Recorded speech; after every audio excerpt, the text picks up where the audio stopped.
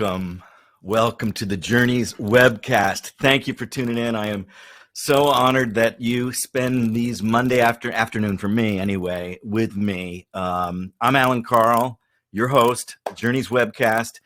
Happy International Women's Day. This is so cool that on International Women's Day, which this is just random that I happen to have Vanessa on the show today. So it's so appropriate. And I'm very excited to bring her on here in just a minute. I just wanted to quickly give a couple updates. For those of you, I'm going to put a little a poll on the side. I'm curious if this is your first time joining us. So, and in the chat bar, sidebar, the chat column there, go ahead and introduce yourself. Tell us where you're tuning in from.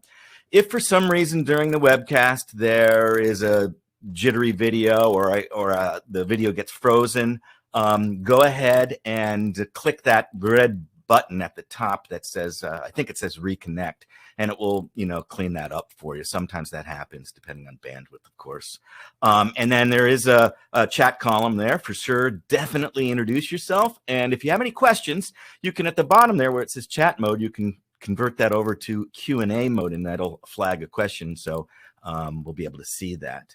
But I can see that Chris is some regulars joining us. Lee from Tucson, Brian from Raleigh, North Carolina, and Scott Alexander from Connecticut. Hey, Scotty, nice to have you on with us. This is fantastic. Couple things. I'm going to give you the update. For those of you who may be new, and let's see, we've got, looks like most people have been on this before. So there's a poll over there asking if this is your first one. Bob Henning, excellent, of Bob's Motorcycles in Columbia, Maryland. Good to see you, Bob. Man, I miss you, man. I tell you, it's been a long time since I've been on a bike and out there. For those of you who don't know, I had a bout with vertigo back in June. And vertigo, for those of you who know, it's a balance and crazy thing, but I won't talk too much about it. But it's been a struggle. That I have this kind of lightheadedness all the time. So while I'm riding my bicycle, I'm cycling, but I'm just not getting on the motorcycle. I'm a little freaked out about that quite yet. I get some better days than bad days, but it's mixed up. I got to continue with this vestibular therapy. It's crazy stuff, but perhaps not so crazy as much as what my guest has been through, and we're going to talk about that. I also wanted to update, for those of you who know me, that back in 2015, I spent a month in China going from the north to the south to the Vietnamese border. And I wanted to play a little video. It's just a couple minutes, and then we're going to get Vanessa in here. I went with a film crew. I'll talk about it on the backside. Let's just go ahead and run this thing and show you what's happening. Okay, here we go.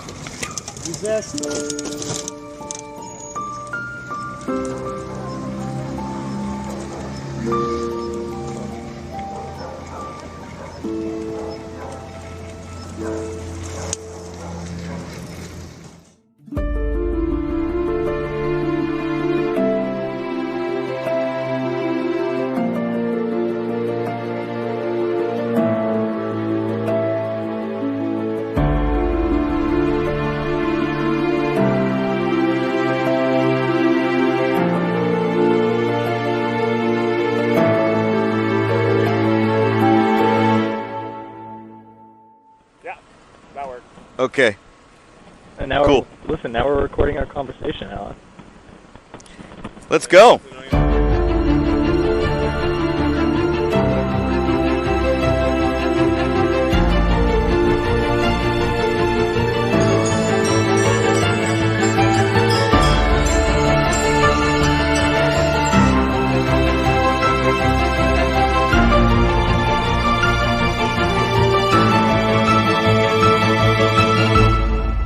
I'm in this dusty little town. I've got to get to somebody who can help me. I've taken apart the bike, looking at the cooling system, just wondering exactly what might have happened. I knew it!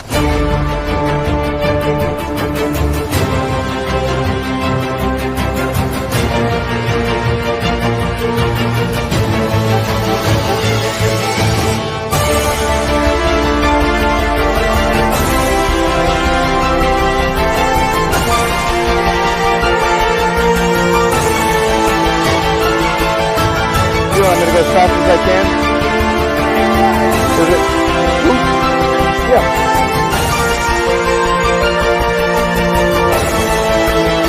Straight down this road. The cow is, and that's about where you'll stop. Deal. Okay. Yep.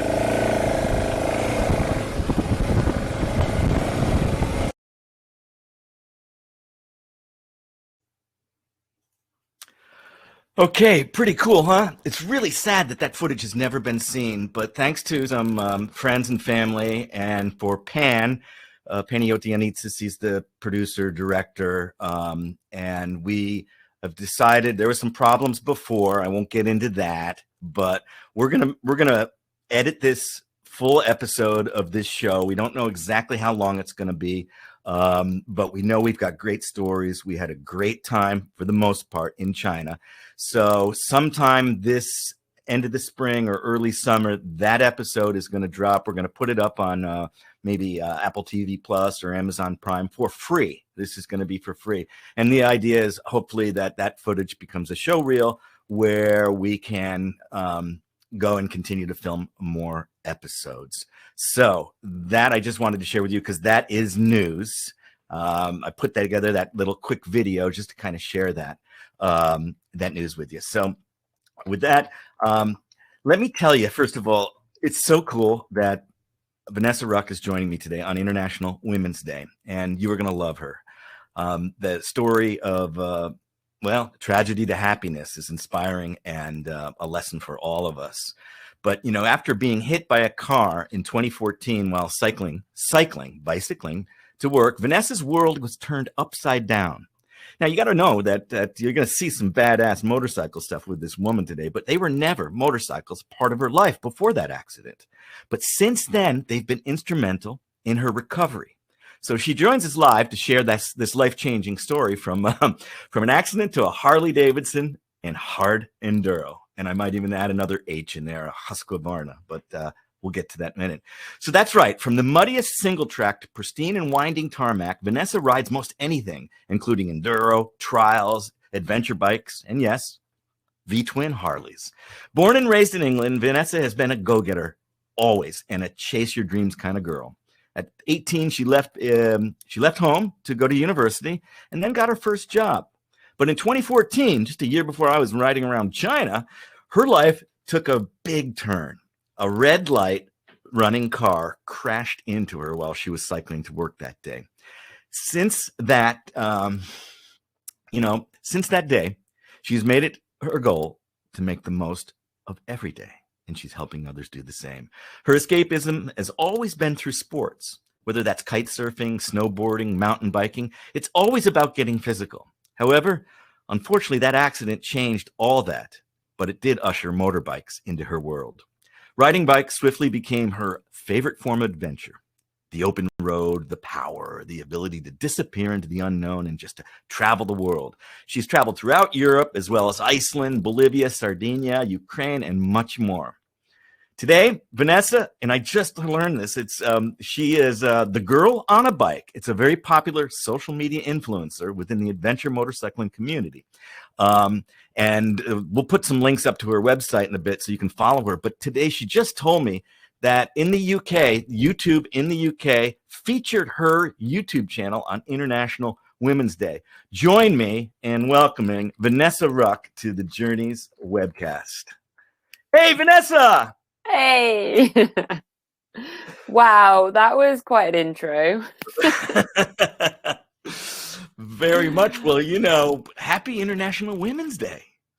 Thank you. It's a good day for all of us females, that's for sure. Yeah, you know, when I woke up, I was thinking about, you know, we tend to think about women that have inspired us or influenced us in many ways. You know, I woke up thinking of, you know, Mother Teresa, Maya Angelou, the great poet, Billie Holiday, you know, a great musician, and people that have left us. Also, Josephine Baker, you know, the great cabaret singer. But I think about all the women that we've been seeing for the last year, and this is the week anniversary. Nameless, you know, unless you can see their name tag. The doctors, the nurses, the first responders, all of the women that have been, you know, risking their lives to help others. And so that's a cheers to that. So tell us where you are, and how long you've been there, and what's COVID been like for you? Wow. Okay. So COVID has been pretty changing because we've gone from being able to ride bikes and adventure to having some pretty strict lockdown here. So I'm in England. At the moment, we are in our third lockdown, and I think we're on week 9 of strict lockdown. It's essential travel only, going to work if you have to and you can't work from home, and an hour of exercise a day. And then otherwise, it's home. I'm actually between houses at the moment as well, just to add to it all. So my husband and I have sold our house, and then the dates just haven't lined up. So we're not in the new house we're buying. We're actually with parent-in-laws. So it's some strange times with COVID. I feel quite lucky, I suppose, because I'm able to work from home. My husband's able to work from home, and, you know, we have our health and our family. There's a lot of people really struggling with the impacts of COVID. And we will be able to ride motorbikes again. So, you know, they're just parked up waiting for us. Wow. You know, it's usually the thing here. What time is it right now for you? 11:15 in the evening. So it's pretty late. But I want to toast to you and your story, and to International Women's Day. And I usually have wine, but you know, you are in the UK, so I've got a brewski. So I'm just gonna, you know, pour a glass of this is actually a local San Diego brewery called St. Archer's, and this is a Mexican lager, and so it's not a hazy IPA or anything like this. It's just a good old lager. So since it's 3 o'clock here, it's kind of, you know, since it's 6 o'clock in New York, I'll toast. How about you? Cheers. I have got a gin and tonic. Perfect. Cheers to you, Vanessa.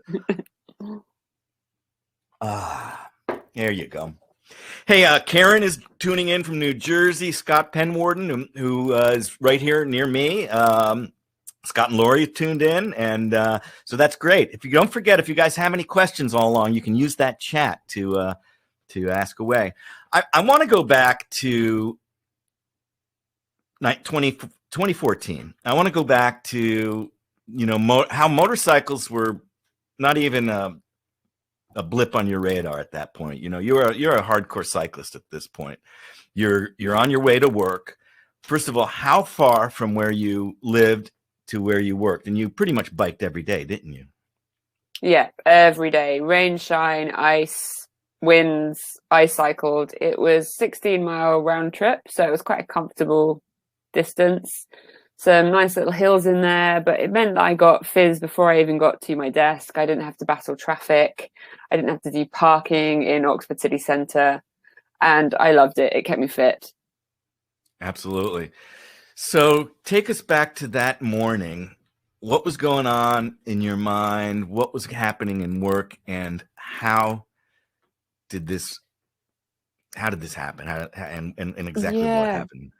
So it was a totally normal Tuesday. I had a normal day in the office and left work for the day. I was actually on the way to the wakeboarding lake to meet my husband and some friends for the evening, where myself and my husband ran the club, and I drove the boat, he did coaching, we took it in turns. I was about a mile from the office cycling out of Oxford city centre, and the traffic light turned green on me, so I'm pedaling away on my road bike, going through, and a car coming the other way decided not to stop for their red light, and they cut straight across in front of me. And I had nowhere to go, so I went straight into the side of their car. My right shoulder took the full impact, and then I fell onto my right hip on the side of the road. I was then obviously in quite a bit of shock on the road. Passers-by, cars stopped and helped me and got me to the side of the road. I went to hospital in an ambulance, and I was definitely shaken up. I was sent home that night with bruising. Now, if we fast forward today, we're coming up to the 7-year anniversary. Right now, I'm only 10 months post my 7th surgery following that day. So I've had 5 surgeries on my hip and 2 surgeries on my shoulder, including reconstructions of both of those. So if you think about the fact that I was sent home with bruising, it kind of gives you a bit of an understanding of quite how much of a roller coaster it has been, battling and trying to figure out how to get a bit more pain-free and getting more of a life back, because I really was an adrenaline junkie to sports beforehand. So it was like a carpet just whipped away from under my feet. Life as I knew it was changed. Well, I'm going to pull up some photos to, speaking of, you are an adrenaline junkie, right here. I mean, it's definitely not a motorcycle, but it's got that same kind of feel, right? That's wow. Harry. Yeah, he was my big baby. I had him from when he was 3 for about 10 years until I went off to university. Wow. And you're a kite surfer. Here, let me move these things around so we can actually kind of see. There you go. So kite surfing, you're snowboarding, and looks like a little gymnast, a little or just some crazy acrobatics there and strength. I was incredibly fit and strong. I mean, I was cycling 86 miles a week, just going to work and back. I gymmed in my lunch break 3 or 4 days a week. I would wakeboard after work, mountain bike after work in the summer months. And then weekends were all about chasing the wind for kite surfing. And if there wasn't wind, we'd mountain bike or rock climb. Holidays were always sports. So you can see me there snowboarding off-piste. I think that was in Andorra. And everything in my life with my other half, Alex, also known as Rocky Monster on Instagram, was about basically physically and mentally pushing our bodies in sports. We lived for it. Wow. Yeah. So is this a pre-accident shot, or is this post? Yeah, that's pre-accident, and that is Panda, the bike that I was riding at the time of the accident. Yeah, she's not with us anymore. I love how you coordinate the color with the helmet and the pants. That's really cool. All about the coordination. Yeah, and then here we'll move those things around again. Yeah. I mean, look here. Both of your legs look like they're in braces, casts. What you certainly don't look the fit woman we just saw on that bicycle, but you're in the hospital bed on the left here. Is this post-surgery? Is that when that shot was taken? Or yeah, that's after hip surgery, so they have to keep you still. I wasn't in casts, sort of sent home all the way down my legs, but for the period that you're in there, they need to keep the muscle stimulation and things going in your body. And then on the right, when I had my big shoulder surgery, and that was my brother came to visit, and I had Teddy. Teddy is one of those reoccurring ones you'll see in lots of pictures. No one is too old for a Teddy. No, but yeah, my brother came in to see me, and brothers being big brothers, he thought it was hilarious to put Teddy on my face because I couldn't move to take him off my face. And big brother knew me well. It did made me smile, but it makes for a pretty odd photo. But he managed to put a smile on my face when I wasn't in a place where smiling was was on the cards much. Here's Teddy again, and again. And again. And actually in this shot right here, the drawing on there, that's not a tat. That's actually the directions to the surgeon, so he knows which hip to operate on. Is that right? Yeah. It would be pretty awkward if you woke up from surgery and realized they'd gone into the wrong one, wouldn't it? So they do that every time to make sure that while you're awake and you're signing your surgery papers, they're marking you up to go into the right one. Yeah, I broke my tib and fib in Bolivia, and had to get medevaced out of there, and I've got some hardware too, a little mini Home Depot in my left leg that I remember they drew on my leg too, just like that. Yeah, and Teddy, yeah, he's recurring now. You still have him, right? Definitely. Yeah. Yeah. I should have brought him with me. He's in the other room. Oh, there, yeah. And this is just kind of a post now. I want to talk about now. You wake up and you've had all these surgeries, and bicycling is can't bring you joy anymore because it's painful. Is that correct? Yeah, I can cycle now, but 12, 13 miles is about all I can get to now, and I can't really load my hip in the same way for cycling. I'm actually thinking to get an e-bike so that I can try doing some mountain biking again. But cycling was never my hobby. Cycling was my transport, I would say. Like, I did do mountain biking when there wasn't wind. I lived to kite surf. That was the big one.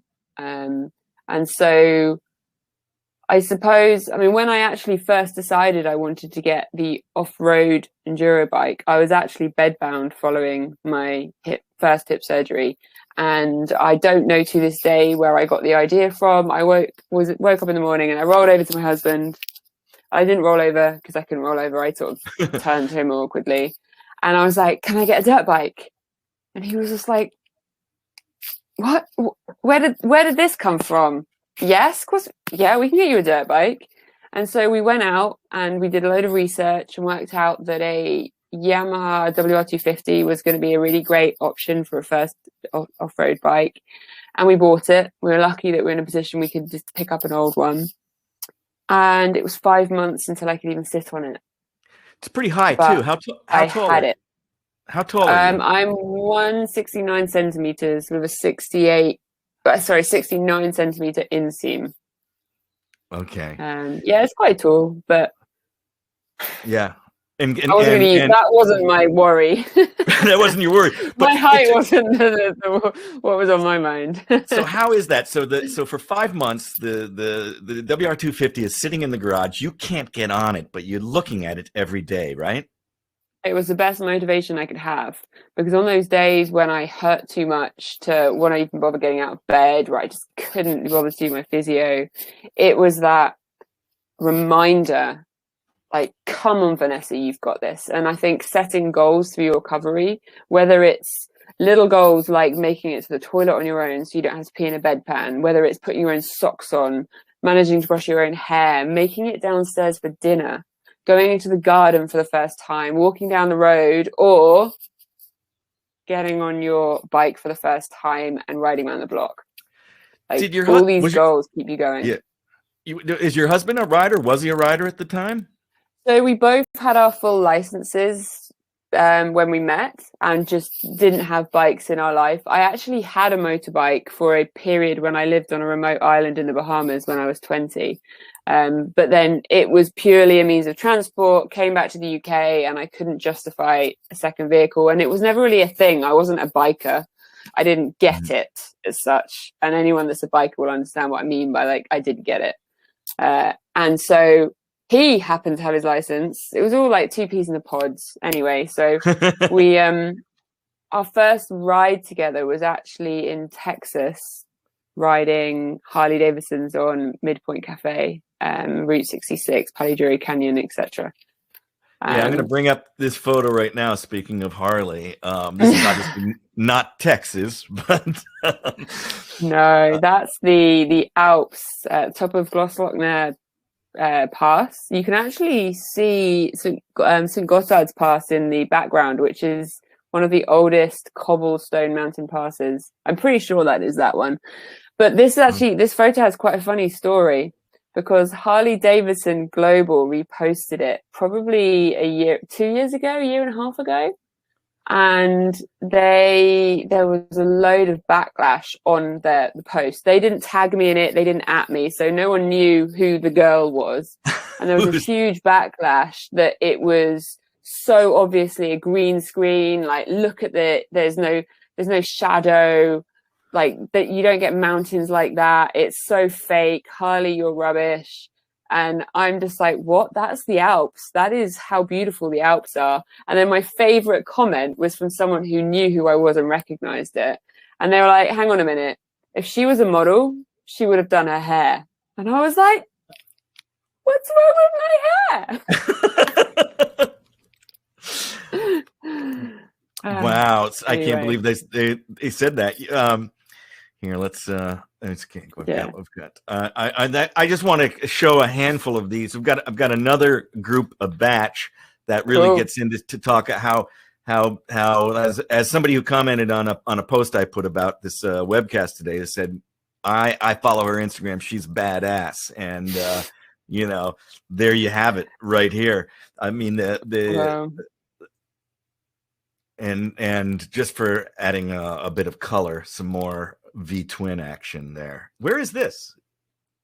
That's in Oxfordshire in England. That Okay. was not too far from where I was living until recently. A beautiful part of the country, but very flat. So very flat. So yeah, that's in Wales. This is in Wales. Okay. Yeah, that was a very fun day. We probably had to get bikes over that tree, that's for sure. I rode it to that position, and then we had to kind of manhandle them over the rest of the way. Oh man, what a pain in the butt, huh? But you did it, you know, and you had some help for sure. Yeah. Oh no, that wasn't a pain in the butt. That was fun. That was like adventuring. That was okay. There you go. There you go. I remember being in I believe it was in Montana or Idaho, northern Idaho maybe, and I took this little off-road, you know, over the Continental Divide, and it wasn't a really single track, but it was a dirt path, and I'm on an F650, you know, loaded with, you know, 150 pounds, all my shit, and I come to something that looks like that, and there was no way I was going to get that bike over it, so I had to turn around and just, you know, that's the worst that's the worst thing is having to turn around, and here you are doing trials. I mean, this is awesome. Yeah, so after my fourth hip surgery, not my most recent one, my fourth hip surgery, I was trying to work out how can I get back off-road quicker. And enduro is a bigger bike. It tends to be faster, a bit more risk, bigger falls. And I thought, I know, why don't I get a trials bike and work on the skills? It's slower, more technical. And then I realized that trials was absolutely blinking awesome. And the skill set that you learn translates to every other bike and totally excels your progression and riding skill. And this moment of figuring out that I like trials was how it then stepped up into the hard enduro. The hard enduro. And this is actually an electric trials bike. Oh, is it? Absolutely incredible. Yeah. My next trials bike will be this. It's an Electric Motion E Pure. And wow. electric can do trials. There is absolutely no drawback. It's got a clutch. It's got like 700 newton meters of torque, which is more than like a Ducati Panigale or something, but on a 66 kilo bike. It will fly for sure. And it will backflip on command or off command. Or off command. Yeah, one thing about those electric motorcycles, those throttles, you know, and I know they're getting better, but I rode a Zero a few years back, one of their dirt bikes, and man, the first time I did a little circle and then I got on it, and next thing I do is I'm doing a wheelie, and I'm not a wheelie guy, you know, that scared the hell out of me, but it was kind of after it was done. The power and the acceleration you get from electric is insane, absolutely insane. So have you heard of Energica bikes like the SESE 9? That has, I think it's 0 to 60 in 2.6 seconds. I mean, it's just naughty. That is just crazy. Yeah. You know, speaking of, by the way, the idea of getting a electric bike is pretty cool. I got one in this pandemic. I got one in August. It's more like a commuter style because I use it like for transport. So mostly it's made in the Netherlands. It's a Gazelle. It's a really nice bike with a Bosch, mid-drive motor. So it's a velocity power, pedal assist. So you have to pedal in order to get any assist out of the thing. And I like it, just for a little bit of those hills, just to. Oh, it's amazing. Yeah, they're really cool. So we don't know exactly. We just woke up one day and motorcycling got a new bright, this vision in your mind, and you got the Yamaha, and imagine your husband ultimately got a bike. What was the first day? Now I know the first trip was in Texas on big old cruiser bikes, but what was the first day like on the WR? Gosh, okay, so we only had the WR at that point. We hadn't committed to the fact that we definitely wanted to do this. So we worked out where there were some green lanes, which is legal roads that are unpaved. That's what they're called in England.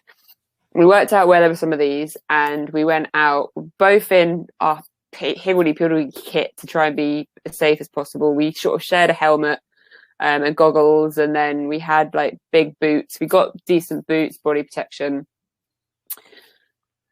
I got in the van, he got on the bike, and we rode the first bit, and we swapped over, and we got to the first green lane because we had to do roads, and he was on. I think I was on the bike for the first section, and it was like, right, I'm going to ride to the end, and he's going to drive all the way around, and he's going to meet me at the other end, and it was just like, cool, bye, and then I was there on my own on this bike. And I just felt so alive. I just remember feeling like I was high, not high from the painkillers that I'd been on for so long, but like high on life. And I then suddenly realized how different riding off-road is to on-road, having been like cruising around on my Harley, and you get quite a lot of ruts in some of the areas in Oxfordshire. And when your wheel is going ruts and it eats you and takes you, and I think I had a fall and was a bit longer than my husband thought I was going to be, and he was starting to get worried at the end, and I like rock up with this massive smile on my face and he's all worried, and then we had to swap and then do the next section, and I remember being at the end going, where is he? I don't know where he's gone. Is he okay? Is he in a ditch? And I think from the end of that day we realized that we definitely were going to enjoy off-roading. And that's, we got a second bike so that we could ride together. But I was only riding for about 6 weeks at that point because with my body and my injuries and my recovery, there was lots of moments where I was pushing it and getting sort of medically all approved. I wasn't doing anything that I wasn't authorized or told was recommended. And I was pushing my physio and I was upping my activities and slowly stepping up and getting more and more active to the point, right, you're ready to ride your bike, gentle off-roading. And there was like this novelty and pain factor where the novelty was just freaking amazing. I mean, I felt so alive. And so the pain was kind of like shadowed out. And then over the next sort of week and 2 weeks, it started to just shift the wrong way. And I was just like, I'm 27 years old. Like, I shouldn't hurt like this. Like, something is not right. I know they're telling me that they've fixed it. No, there's something really wrong inside my hip. And so it was about 6 weeks later, I went back to see them and had tests, and they did a different scan or something. And I can understand why you're in pain. For medical rest, you need surgery. And then I'd be back under the knife. And I mean, honestly, that happened. I've had 5 hip surgeries. And now I would say I manage my hip. I live with pain, and every time I do things, I have pain. If I don't do things, I get pain because it doesn't like sitting. You can't really win. So I've kind of just reached a mental place where my hip is what it is. It hurts. At some point, I'm going to need a full hip replacement. But until that day, I'm going to make the most of it. And if I'm going to hurt anyway, I might as well have some fun. And if I have some fun, I don't mind if I hurt a bit more because it would have been worth it for the fun. The adrenaline. Wow. Yeah. I know you go into some detail on your blog, on your website. And I by the way, for those of you tuning in here, I've put a link to it it says offers. We're not really selling anything, but it's under the offers little bar. So click on that. There's also links on it's the girl on the bike, girl on a bike, and there are links to her social media, YouTube, Instagram, things like that. So definitely check that out. Couple people just can't. It looks like Bob Henning's got rum and coke over there. Great, cheers to you guys. Oh, good choice. Rum and coke. There you go. Cuba Libre, Cuba Libre. Tom McDermott is having an ice cold bud. And Lee Marvin, who's a regular on the webcast. Great, thanks for coming in. He says, so hit and run, the driver never stopped? He says, when I was hit, I was going to be sent home with bruising. Had to work hard to convince the MD I had fractured my pelvis. That's what he says. Wow. So this driver, did you ever, ever have reconciliation? She stopped, and she spoke to the police, and the policeman actually came into the ambulance before they pulled away and said, right, don't worry about anything. We've spoken to the driver. They've said the exact same thing as you. Go away and get yourself better. This is a done thing, which was, I knew I'd gone through a green light, so she had to have gone through a red. So that was pretty reassuring. But the following day I had a phone call from the police, and I was obviously back home with my bruising, and the policemen were like, right, we need to come over and talk to you about what happened. I'm like, I really don't feel up to it. Can we just talk on the phone? And they were insisted that they came over. And basically, I think it actually came from the police's side, supporting this, but the driver changed their statement to say that I went through the red light. And I just remember feeling so sick to the stomach. And I realized that a lot of cyclists do break the highway code, and they do jump lights and go on pavements and jump around all over the place. But I knew, like, adamantly that I hadn't gone through a red light. And that night, in the state that was, I think it was the following night, in the state that I was in, I made my husband put me in the car, and we drove up to the traffic lights, and I sat there, like, processing it all in, and we worked out something in the traffic signal sequences, etc. But it just, nothing felt right. Anyway, like, a few days later, I'm then obviously completely to blame for this whole accident, feeling pretty horrendous. And my husband gets my cycling kit to put it in the wash, and finds a business card in my pocket. And he's like, oh, Vanessa, what's this? And I'm just like, oh my goodness. The car behind me stopped and said, I saw everything. I will be a witness, but I don't have time to wait for the police. Here's my card. And that card so nearly went in the wash. Police spoke to them, done, job's over, the driver's blames put on them. And anyway, they were prosecuted, and I did have a court case against them. Sure. So that's all happened and closed. But yeah, liars. Wow. Liars. Wow. Can't believe they changed the story. That's and to have to, being in pain with all those bruises, of course. Yeah. But wow, you do, as I was starting to say before, you go into quite a bit of detail on the hip surgery, like the you had to have donor grafts for the labrum, I think it was. And I'm no medical person, so I'm just using words because I read them.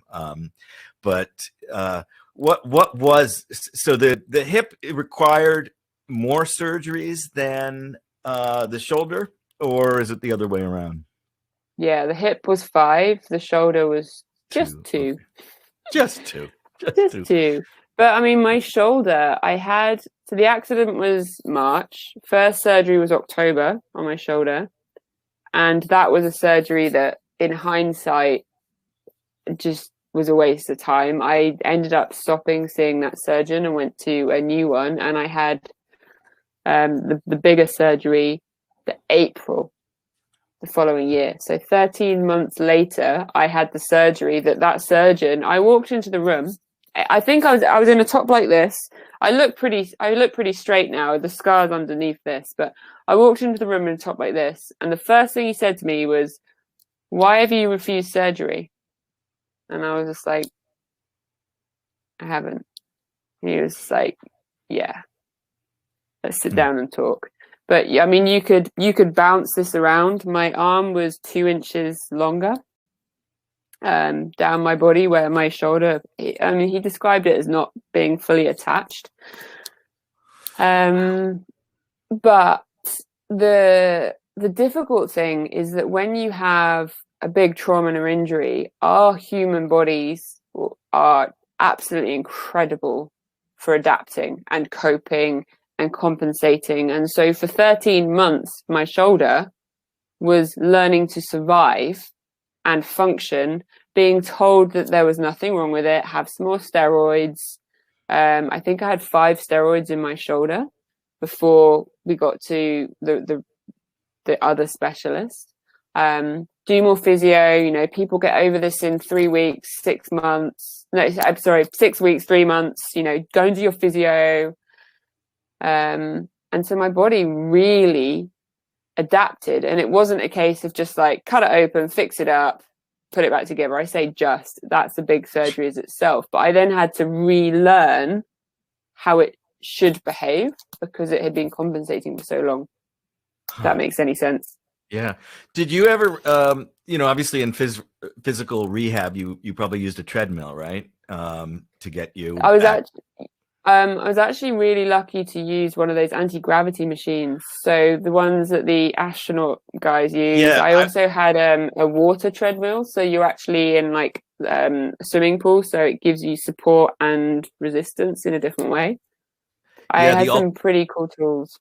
You were on the Alter G, the anti-gravity treadmill. And it's interesting because part of my vestibular therapy, you talk about our bodies being resilient. I lost about 30% of the activity of my vestibular nerve due to a virus of some sort on the right ear. So that's what makes me a little bit. But I train every week on one of those Alter Gs because I can run on it at a little bit less body weight.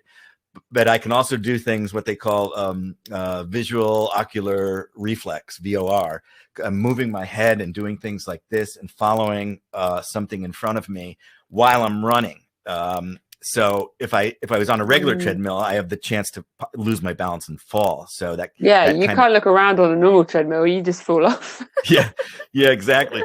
So I was curious if you did use that. Those things are incredible. Those things. Yeah. Hey, I spent a lot of time this weekend on your YouTube channel, and I suggest everybody tuned in today to go over to the Girl on a Bike YouTube and check out some of the videos. But you had so many, and a lot of them were very long, and I was looking for like a really cool highlights kind of reel, and I couldn't find one. So what I decided to do is just make one. I just took a bunch of your videos and I threw together something mostly from your travels. Wow. So you went to this video I'm going to share features Sardinia, Bolivia, and Iceland. So I'd like to show this and then talk about it on the other end about how the inspiration for travel there. So let's see where we go. Okay, here we go. And I'm going to turn my microphone off when I do this.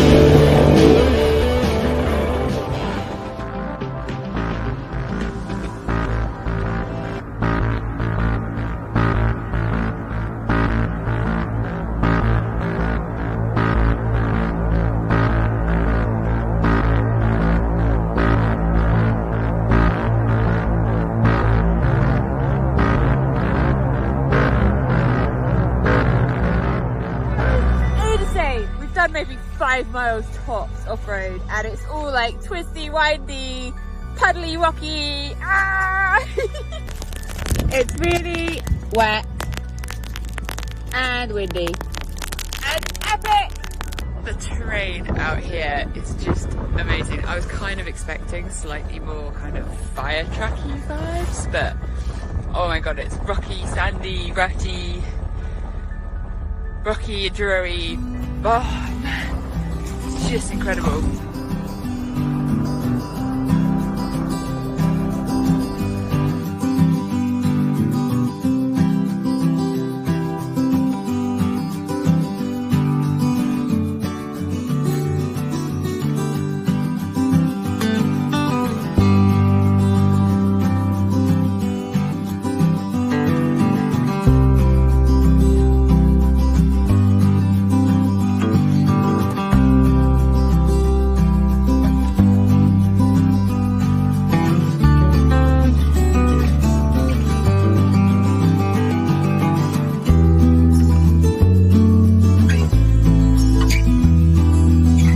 I don't even know how to describe this. This is a lava field covered in moss as far as the eye can see.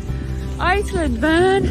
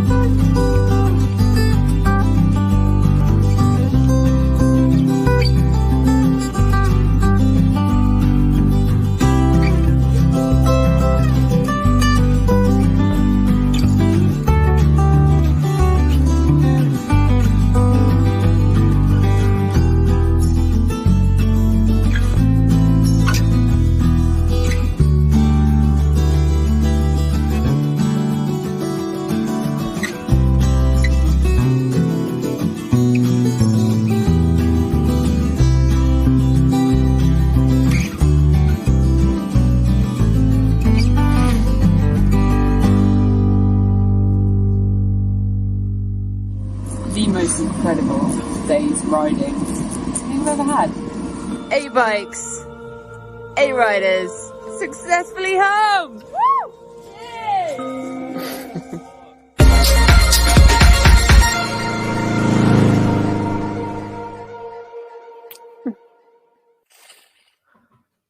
Wow.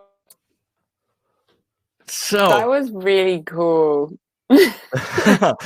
Thank you. Well, it's all your stuff, man. You're really cool. Very, very, very cool. So you're a WorldRider as well. Obviously, the Solar de Uni. We've got some still shots of the Solar because it was kind of dark in that video. You couldn't really see it, but that that ride to that trek, both of them. I mean, all of that stuff, those water crossings, crazy stuff. Now, you were lucky enough in some of these cases to go with a group that kind of provided a little bit of support too. So tell us how did these trips come about, and where's next for Vanessa? Yeah, so I mean, for us, loads of people say, "Oh, you're gonna just disappear and go on a round the world or a 6-month trip or a 3-month trip." And when the reality is with work, my husband's in the Royal Air Force, we can't just suddenly go away for 3 months or 6 months. And, we have to manage our holiday time and make the most of what we can do. And then there's the other element for us that, say, going to Bolivia, for us to go to Bolivia and do the best roads, see the things that we've got to see, know how to, get the visas in the right towns for the paperwork that you need to be able to get petrol, because the petrol is limited and you can't just be an outsider and there's so many like cultural things. The amount of time we would have had to spend to research that stuff versus finding someone who really knows what they're doing and utilizing their knowledge to go and have the best holiday that we could. So we went with that. And so with Bolivia, we went with Novo Adventures, and they're actually a non-profit charity organization, which we loved even more. So the profits from people riding bikes on a holiday goes to help addiction in a local community. So you've got like a total extra feel good. So we rented the bikes out there, and they organized the whole trip. Same with places like Iceland. Most of the tracks that we were riding in Iceland aren't even on maps. The guys that we were out there with, who I call the Vikings, like proper Vikings, they know it. Yeah, they know it because they've grown up there. They've lived in those mountains. And so we were able to ride stuff that I wouldn't have the time to research and do to optimize. We've got time away from work. We're going to go and we're going to do the bit of Iceland, or we're going to go do Bolivia, or we're going to go to Sardinia. And then the other element is that I really enjoy variation, which you can probably tell from all the different types of bikes I ride. Hard enduro is definitely my favorite, but I like the variation. And if we were to just, take our bikes all these places, we wouldn't necessarily see the best bits and miss things, because I doubt my research would be as good. And it would be the same bike day in, day out. And I love the fact that I could be in Sardinia for one trip, and then the next trip go to Iceland, and then maybe go to Ukraine being snow, and give a bit more variety to it, seeing more cultures. I'm really blabbering on my answer. No, it's really cool. I mean, what was really interesting to me as I was going through, you were on an Africa Twin and you were on a dirt bike in Iceland. And I was going to ask you about that, because obviously you got, a little stuck in some mud there, but managed to get yourself out of it, because that's a heavier bike than what was the enduro or the motocross bike you were riding? So in Iceland, most of the trip was on 701 Husqvarna, which is a big enduro bike. That is big. It's not quite an adventure bike. It's definitely not in the league of an Africa Twin or a T7 Tenere, whatever. But it has definitely got more weight. It's got better suspension. It's a much more enjoyable ride in that kind of terrain. We were doing 10, 11-hour riding days, which is pretty fatiguing.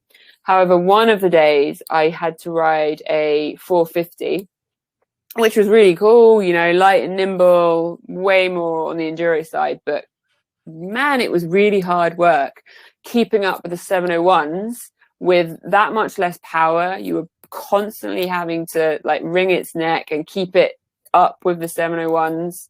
You didn't have the same weight, the same suspension, so you were feeling way more of the terrain. It was a much sort of more aggressive ride as such.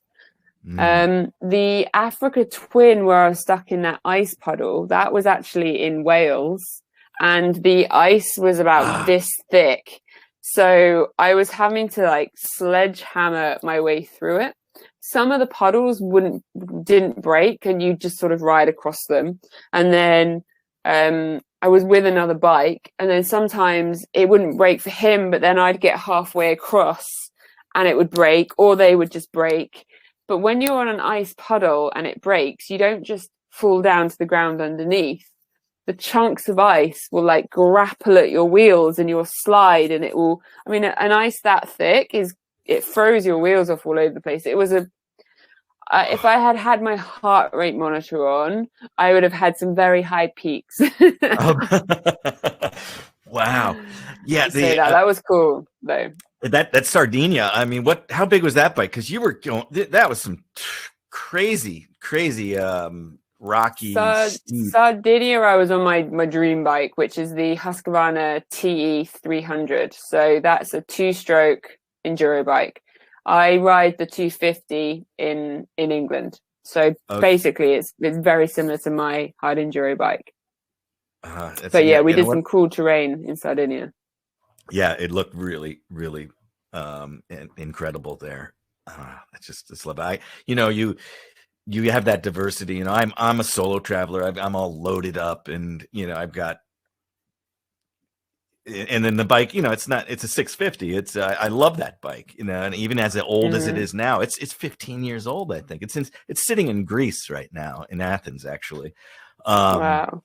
So I left it there in October 2019, and obviously the plan was to go back 2020 and then kind of do some of the Western Asia, but that plan got put on hold.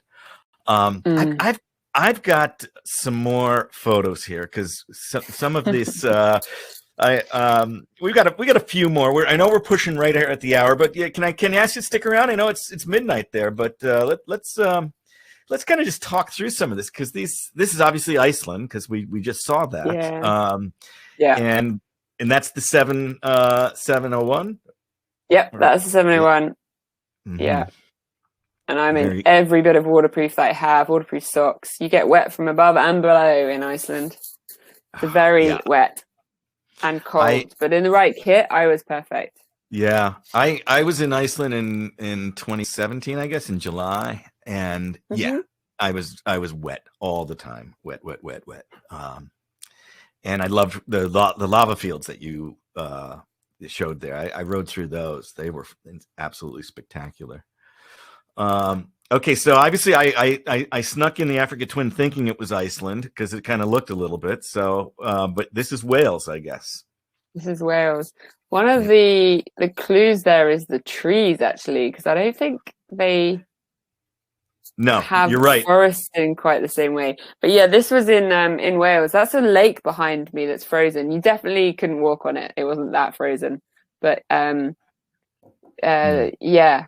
That was fun because I didn't have spikes or even winter tires or anything. I just had normal tires. Normal tire.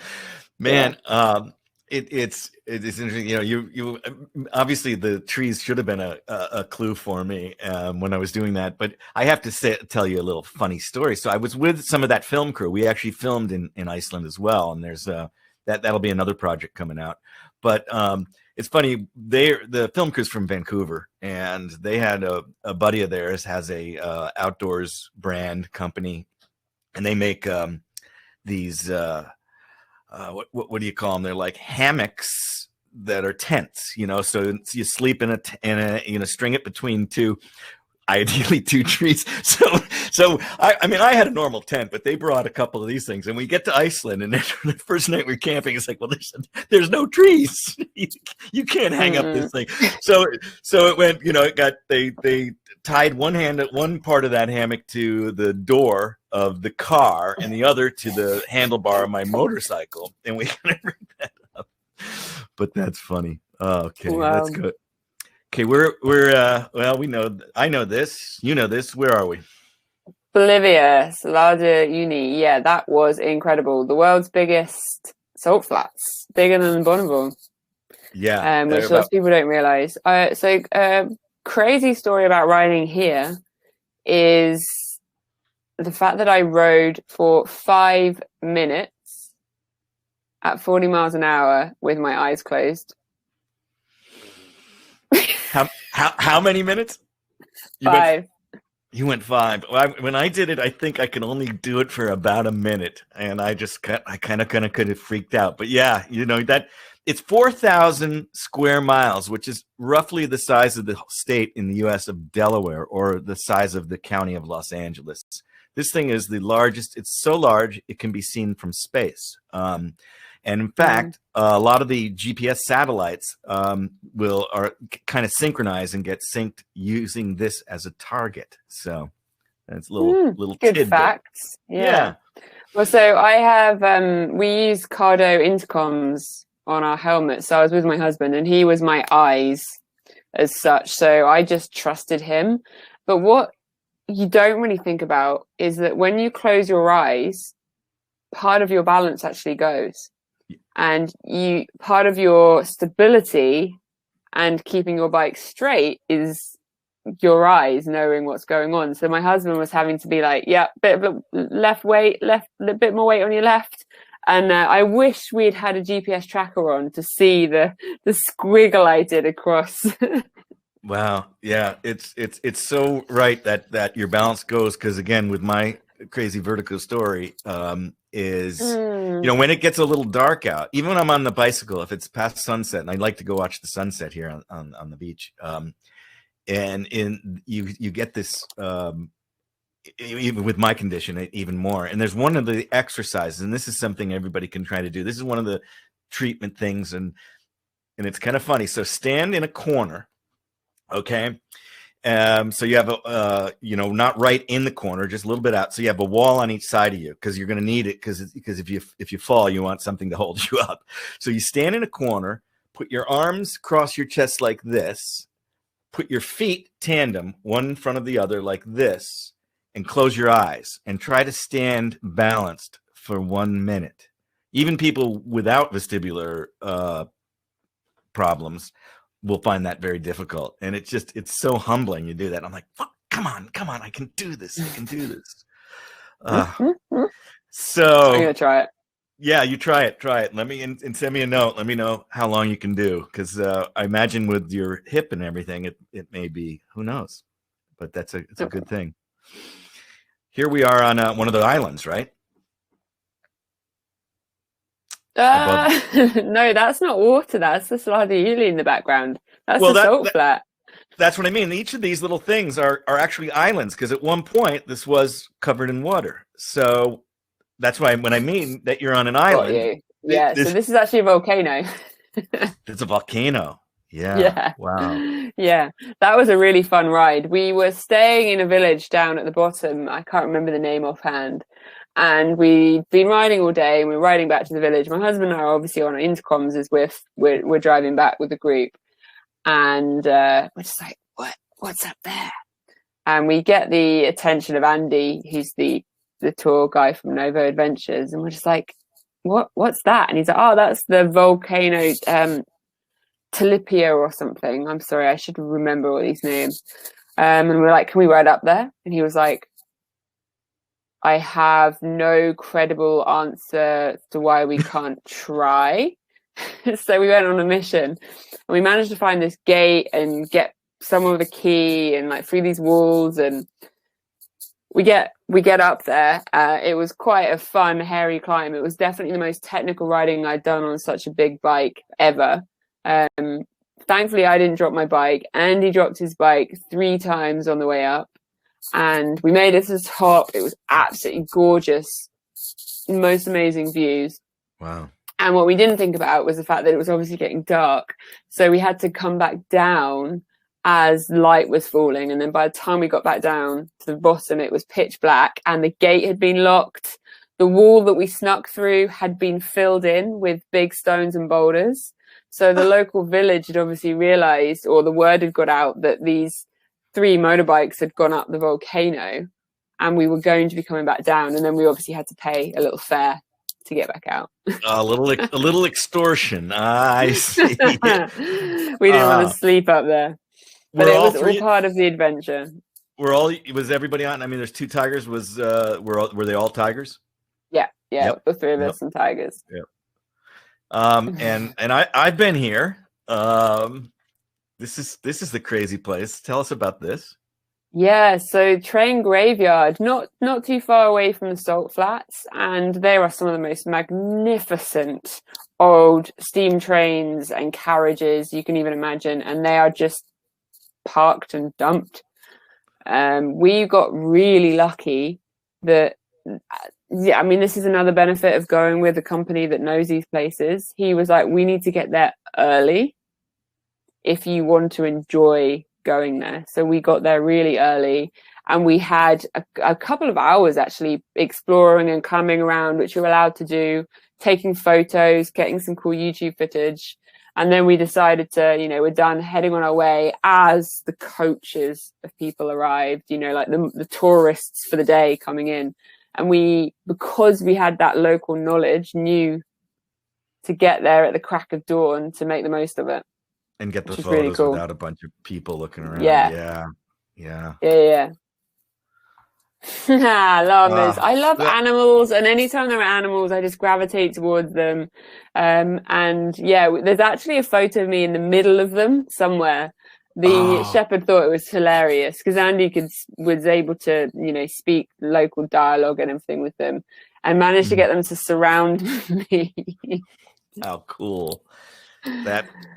That is so great. It's always tough traveling alone because there's sometimes you want this iconic photo and you just can't get it, and it takes a lot of work if you want to get out and beyond the selfie, set up a camera on a tripod and timer. I was riding on the Transfăgașan. It's a great twisty wild road in Romania. It goes over the Carpathian Mountains, built by Ceausescu, with obviously, not slave labor, but pretty much, anyway, enough of that. But I came around a corner and there was probably about 500 goats, on the road blocking in front of me, but I slowly just kind of putt right through them and they kind of would break away. But there would have been like a drone shot if somebody could have had one above me surrounded by all those goats. So I have some, just POV shots, but this is really cool. I love the llamas too. Anytime there's animals. Here are a couple. Let's see, we go over here. So where are we on in each of these? So on the left, this is Sardinia, and that river was at the end of sort of a 10K river trail where we just followed and rode up the river all the way up to this beautiful waterfall. It was pretty incredible. Sort of thing where if you went there in the summer when it was a lot warmer, you would definitely be jumping in, but it was quite a cool time of year when I was there. And then the one on the right, that's actually Mars. Also known as Iceland. And I don't think that wasn't very far away from Hekla, which is one of the famous volcanoes in Iceland. But the variation of the terrain there was just magnificent. That's great. Got Bob Henning. Looks like he's taken off. He says he enjoyed meeting you and says you are a kick life in the ass kind of woman, perfect for International Women's Day. Cheers. He loves the images, and the llamas was great, and great, the best smile, and he loves the wildlife, but he's just hadn't done the llamas. Anyway, thanks for joining us, Bob. Thanks, Bob. He has a BMW dealership there in Maryland, and I've spoke there several times, and also it was the first spot after I did my 3-year trip around the world that I had my bike looked at after, and they kind of did it. Oh, he's not going until we're both done. Okay, I love it. He's sticking around. Perfect. Thanks, Bob. Woo! You wrote that photo for him. I did. There it is. Kick life in the ass kind of woman. There you go. Look at, oh man, the waterfalls in Iceland are just, I see that, animals, waterfalls, these things I go crazy for. I love that. And there's so many in Iceland. There's that 701. Now, I wanted to talk about this, especially on International Women's Day. I mean, here's this dude, and, he's letting you pick up your motor. That is true. Out of context, you're just like, dude, why aren't you helping her? Because I could do it myself when I didn't need his help. No, we were actually doing a lesson. This was part of a Dainese Expedition Masters trip it was actually Sardinia as well, but very different style riding in Sardinia on the T7. And he was teaching us in picking up your bike. And now this is actually quite a controversial one because a lot of people look at this and go, oh, you shouldn't be doing that. You should be back squatting it, blah, blah, blah, blah, blah. Right, and back squatting it is a very legitimate way to pick up a very big adventure bike. And for example, the Africa Twin that I ride, 100% that would be how I'd pick up my Africa Twin. But for the Tenere, because of the different way its weight and balance in its handlebars are, for my body, it's easier to front squat it because I can get in and under it in a different way, and it didn't risk my back. You can see my back's perfectly straight, but it's quite funny how everybody has their say on what is the best way. And actually it comes down to your body, the bike, where you are, and what makes it easy for you. And if you can pick up your bike like that, then perfect. But yeah, my bike's quite heavy. Not as heavy as the Africa Twin though. which you can Right. see me dropping and picking up in one of my YouTube videos. Ah, wow. Yeah, for me, I've got to take all my kit off, and when I'm traveling, Oh, yeah. and then do the back, the rear squat. But yeah, I thought that was a funny photo, and I did have to have fun with you. I figured that's what you were doing. You are even going back. I think you wrote in your on your website about how you just love mud, and I love these shots. You love mud and motorcycles here. Yeah, the mud always seems to like my face. I think it's very cool. Where's this? And that's down near Exeter, so right down in the southwest of England. And I think that's actually the Honda off-road centre. So I'm on a Honda CRF 250. And yeah, I got pretty muddy that day. It was middle of winter, mud in England riding that. There's some good riding footage, and there's a YouTube video from that day. But I do generally really like mud. Something that I always enjoy is how sometimes I get comments about the fact that, like, what you're doing wearing makeup on a bike, and it's just like, doesn't stop me being able to ride. If that's the best you've got. If that's the best you got, man, get a job and a life. But yeah, that's crazy. Yeah. Because there's roads that obviously not with my bike. I even if I had the right bike, I don't know if I could do them. So my hat's off to you for sure. The CRF, you like that bike?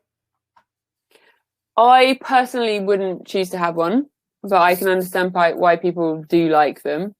They're, a good, solid, comfortable bike. But for the sort of thing that I'm doing, I'm definitely a two-stroke girl. If I was to do, I don't know what I'd do with it. Two-stroke for sure. I'm definitely a two-stroke girl. Yeah, I like the fire. So yeah, you talked about that husky in Sardinia, but and I made a joke in the little promo for this up there, but you're big into the H's. You got huskies, you got Harley-Davidson and hard enduro. We haven't really talked about Harleys, and I think there's some photos coming up in here a bit, but maybe talk a little bit about your love or not love, whatever, for Harley-Davidson motorcycles. So the Harley came into it because I realized on a day having an anniversary when my husband had been in Afghanistan for our anniversary, I organized for 2 Harleys for the afternoon, just as a remembering our time in Texas, and had zero intention to buy. Kind of fell in love with the street bob that day and decided I really wanted it in my life, and it was the best decision that we've made through my whole mental recovery from the accident, because I was in a place in my life where I was physically not able to do the things that I had previously done. I was actually diagnosed with change disorder, where I no longer saw myself as me. Me was this fit person, Vanessa, before the accident. She could kite surf and do pull-ups, and this broken, disgusting, useless body, it wasn't me, and I couldn't relate to it.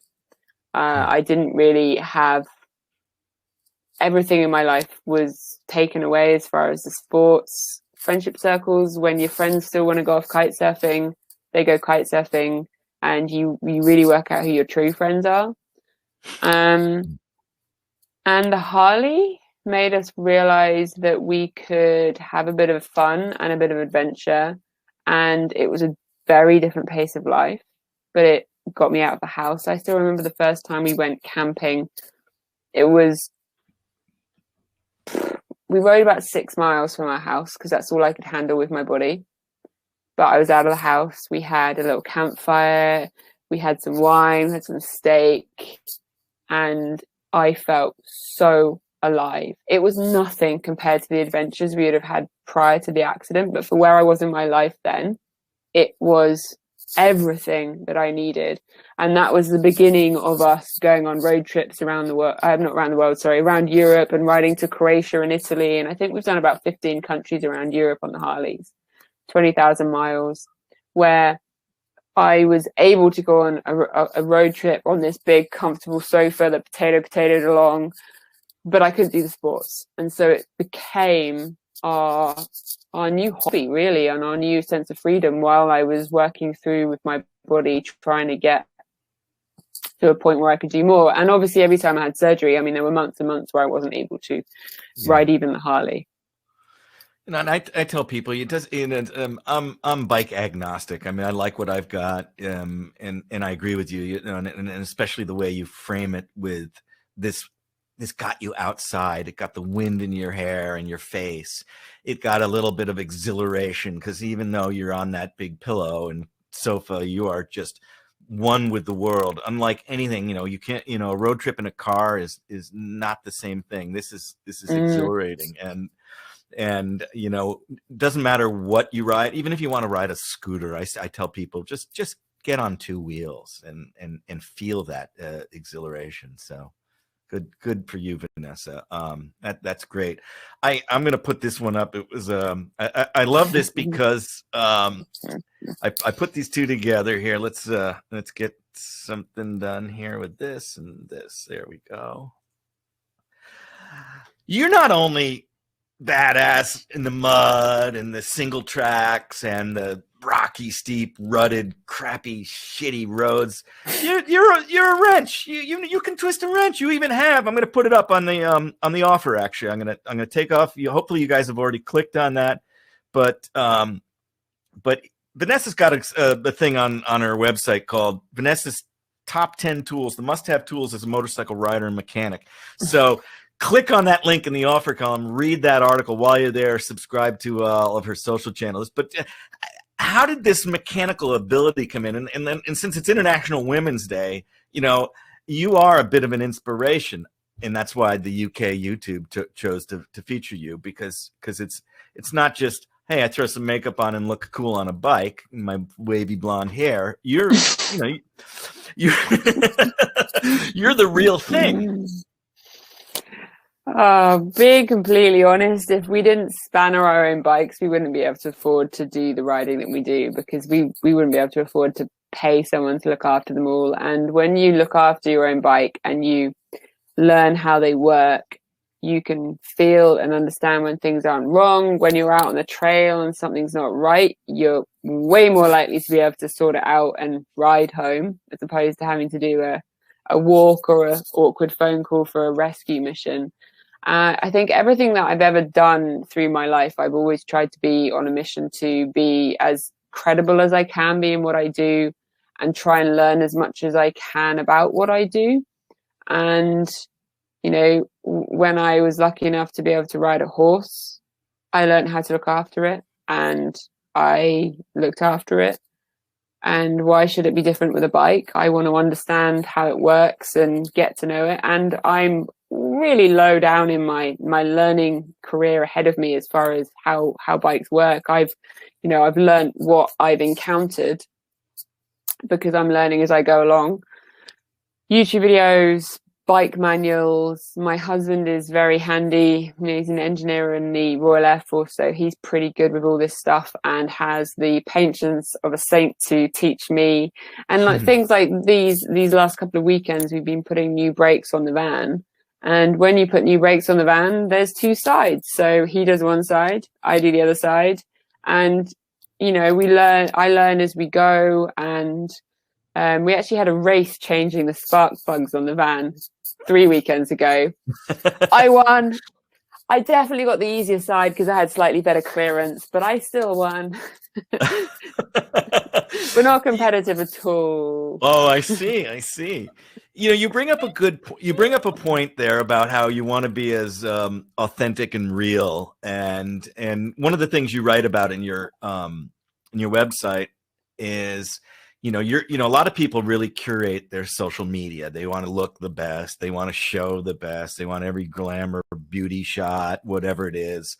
But you actually take a different approach. Being a social media influencer, which comes with the degree of some responsibility. Your approach is different. I'd love to share how that came about and what do you do to ensure that. I honestly think social media can be a really horrible, toxic and negative environment because everything is this perfect, shiny, the world is amazing, look how good my life is kind of image. And I'm sorry, but life isn't like that. Life can be really bloody shit and it can throw us curveballs. I'm sorry, I swore. That's okay. I have been doing it all. And it can be really hard. And I kind of made it my promise to myself to be honest. And when I'm having a bad day or when I'm hurt or when I don't look picture perfect, which is most of the time, that's real life. And I want to be honest and open and share that with the world.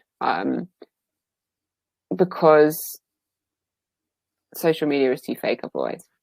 Yeah. And people need a bit of reality. So actually saying that, even my post today about International Women's Day, I feel unbelievably honored by how many people have shared my story. And I kind of put my story as being from accident to enduro, of quite a journey of 7 years and 7 surgeries. And a lot of brands and pages and people have shared my story today, which is incredible. I've read loads of posts about International Women's Day and how strong and amazing and capable and courageous and incredible of all of us women are. And I just read it all and I go, we are. But we all have down days too. Right. All of this, if I was in one of my more difficult stages post-surgery, I'd read that and I'd probably feel really shit about myself. I said it again. I'd probably feel really bad about myself because I'd be like, everyone's all these powerful, amazing, capable women and I don't feel capable. So with my post today, I was thinking, well, hang on. Yeah, I want to know that we're strong and we can do everything that a guy can do and we can put our minds to whatever we want to. But actually, I also want to remind everyone that even the strongest, most capable looking people that you think will never have a flutter in their lives, they will still have down moments. They will still have their struggles. And remember that. And that's okay. But it's about finding a balance and, picking yourself up and finding the strength in it. Yeah. Balance. There's always different perspectives. Yeah, amen to that for sure. It is about perspective, and being able to, to see things new and see things differently, as opposed to, who you want to be or who you think people think you are, and you try to create that on a social media platform. It is toxic. I agree. It's too easy to fall into a trap of that. So it's great to have a perspective that allows you to see things differently and better. You are an inspiration, and we can kind of start to wrap up. I would love for you. Actually, I want to bring up the next photo here. Speaking of having some bad days, and if you don't see the shot to the right, you're like, oh, awesome, she's freaking doing it. But then, hey, even as badass as that shot one looks, look at what happens sometimes. Oh, not sometimes, all the time. You don't do hard enduro and not fall off. It's part of it. And there's, the amount of occasions where I fall into the right and my right hip in certain positions. Cool, we're going over. It's not got me, but that's all part of the fun. It just doesn't take certain angles. That river crossing was mad. We had to take each bike over in 3s because the water was so deep and so powerful that there are hikers in the background. I do not know how they got there. It's mind-blowing. Anyway, we did not want a drowned motorbike out there, so we were taking the bikes across in 3s. I actually fell in that river. But anyway, it's on my part 2 Iceland video on my YouTube. It was very cold, and Yeah, I'm not going to spoiler. No, don't spoil it. Yeah, the bike didn't fall in, but I did. Vanessa did. Yeah, speaking of someday you have those bad days. This is the reality. It's not just, oh, look at me, I'm the adventure rider making the water crossing. I look so freaking cool. Yeah, no way. So in terms of women, there are some other great social media influencers doing some cool traveling, including my guest last week, Simon and Lisa Thomas. But you have Norlay, who's really popular on YouTube with her Itchy Boots. You've got Elle West, who was on my webcast way back. This is the 34th one I've done, Vanessa. It's crazy, and then just started this as a way to connect with people in my lockdown, sequestered, stay at home kind of existence. But they were locked down in Uruguay for quite a bit, and I had them on the webcast early on.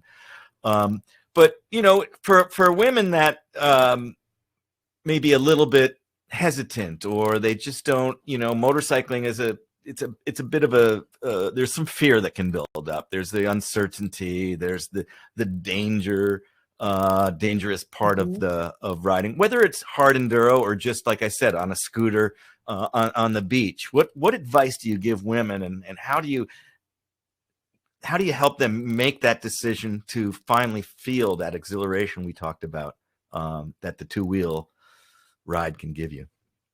First thing, really important thing, is to remember that every single biker out there started as a beginner. And that is totally normal. We all learn how to ride a bike at some point. So no matter what age you're at, it doesn't matter.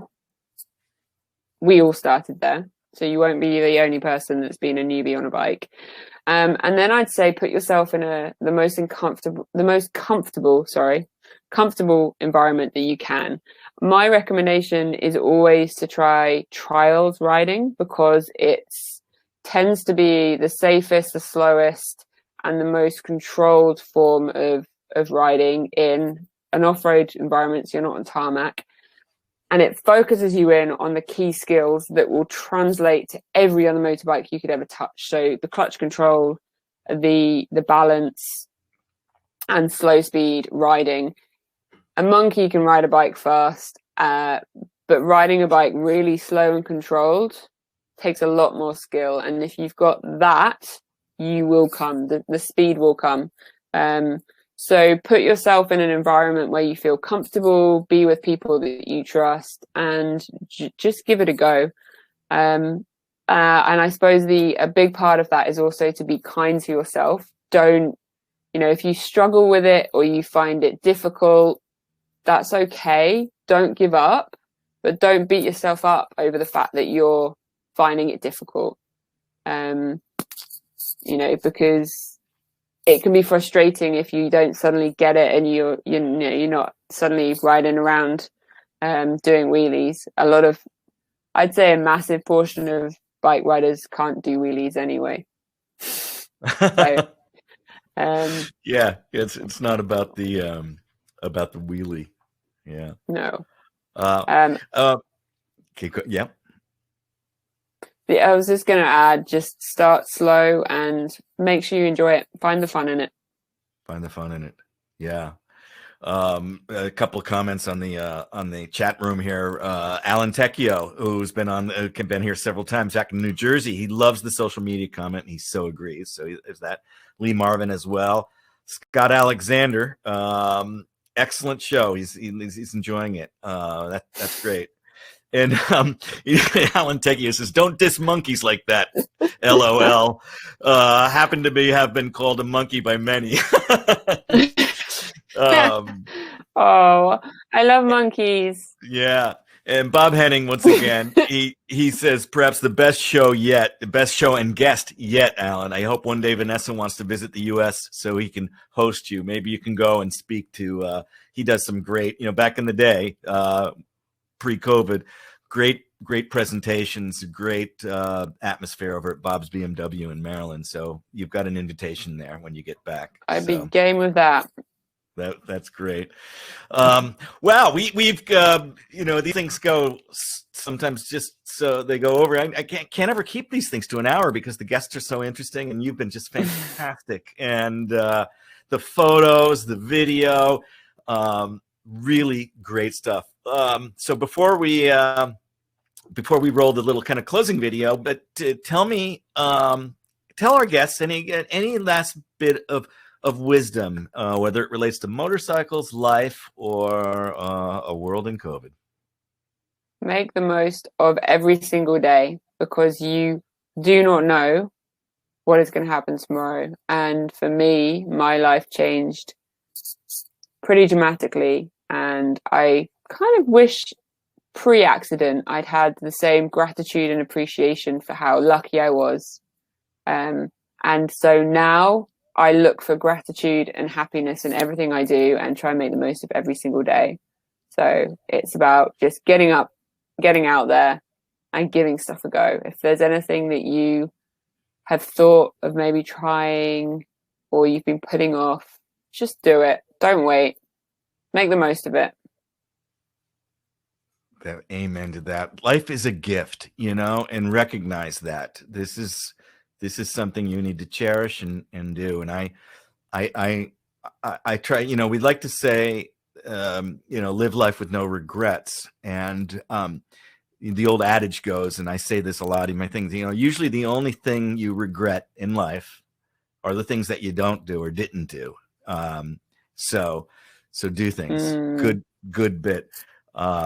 Good bit of advice, and really nice. I'm going to play a short little closing Journeys thing, and we'll say goodbye at the other side. So hang in there. Thank you for tuning in to the Journeys Webcast. I'm Allan Karl, your host. Be sure to tune us in every Monday. The time changes depending on where we are in the world. This is Allan Karl, and where will your next journey take you? Yay! Thank you for staying up so late. I really love you, Vanessa. You are an inspiration for everyone, and the comments coming in here. Great show and guests. Love the last comment about making the most of the day. In Bob Henning says we needed more women talking. I hope they were watching. Brian Young, great to see you, Brian. Thanks. All of us. So, hey, for those of you who happen to be watching this on the replay, I forgot to mention that because any links that we talked about are going to be in the description below. So we'll have all of Vanessa's social media stuff. So click the links in the description below and subscribe to my YouTube channel so you can see more great guests like Vanessa, as well as videos I've shot from 80 countries all over the world. Vanessa, you are a beautiful person, beautiful soul, beautiful spirit, and I really appreciate you and your time, and so many people love you here as well. Good luck, and I hope I see you in California. There's always an open door and a garage, and there's even a motorcycle. I'm coming. Okay, I want to see you. Thank you. Thanks so much for having me on. It's been great fun. This has been great. And thanks for all of you guys who have tuned in live on the live stream. And thank you for everybody who watches this on the replay. Stay tuned. We've got more great guests from all over the world. Cheers, Vanessa. Ciao.